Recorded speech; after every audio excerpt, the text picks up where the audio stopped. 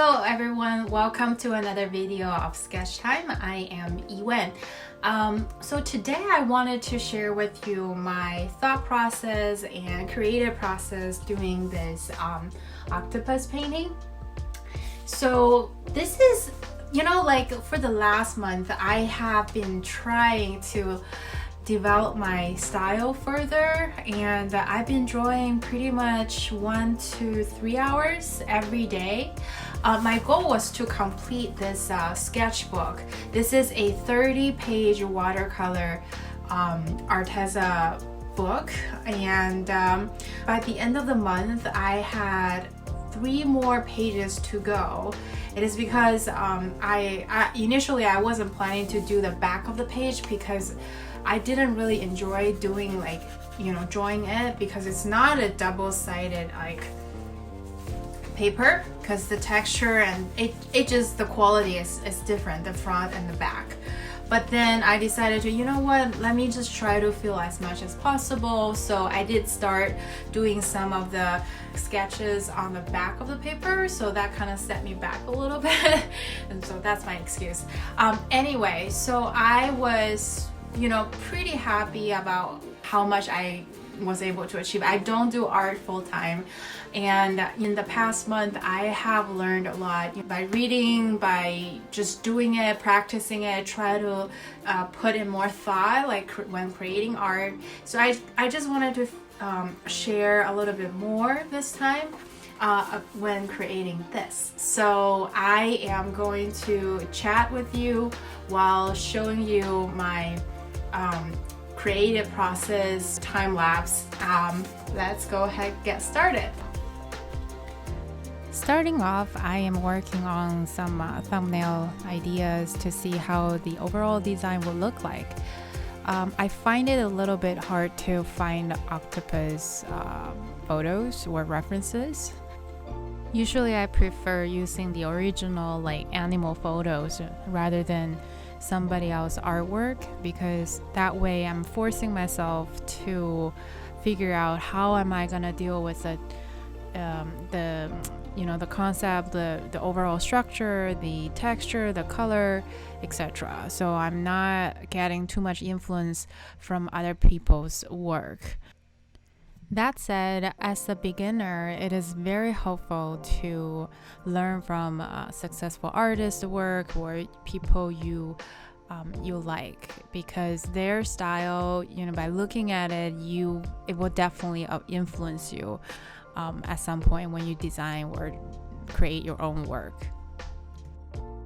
All right, I think I am pretty much done with the sketching, and today I'm going to use this speedball nib pen. It's quite sharp and tiny, the nib, and I am going to use this Noodler's ink, which I just ordered, and to see how it goes. First I wanted to see, oh thank God I have this paper. So first I want to try out how the line works and test it out a little bit, since I never had experience with this pen. I tried it before but never really used it. Okay, so if I put more pressure, it can create much thicker line, and if I do it later, the line is quite sharp, but I'm applying really little amount of pressure. Okay, all right, so I'm kind of nervous to do this now.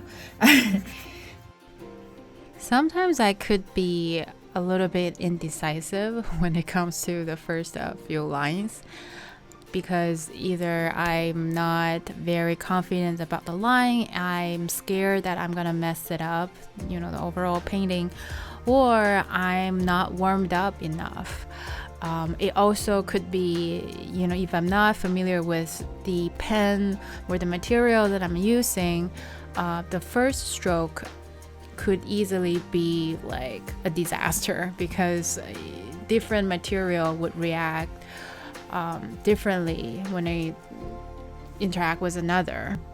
So usually I would choose a spot that's less noticeable to start the contour line or the painting. Or in these scenarios, if I do end up making a mistake, it could be something that's easier to fix compared to making a mistake at the focal point of the painting. As I continue to work on the contour line, I decided to switch my nib pen. The reason is the smaller one, Speedball nib pen, was way too sharp for this paper. It was constantly scratching the paper, so that was not good. So lesson learned, always test your material or supplies beforehand. Moving on, I am applying some water on the Octopus to be able to do a wet on wet technique, laying the first layer of watercolor paint on this octopus.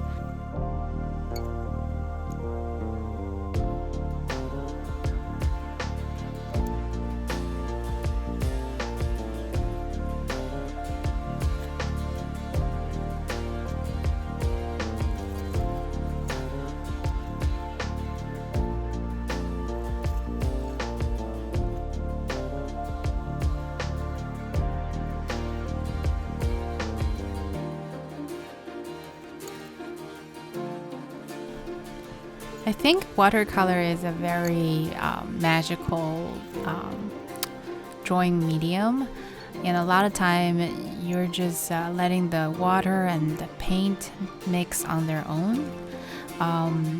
They sometimes create very interesting and expressive effect.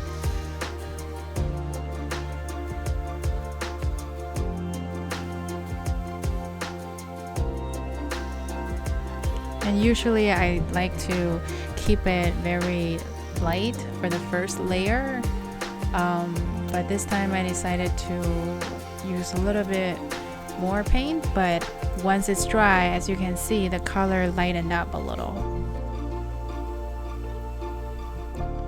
So now I am using a detailed synthetic brush to add the first layer of texture.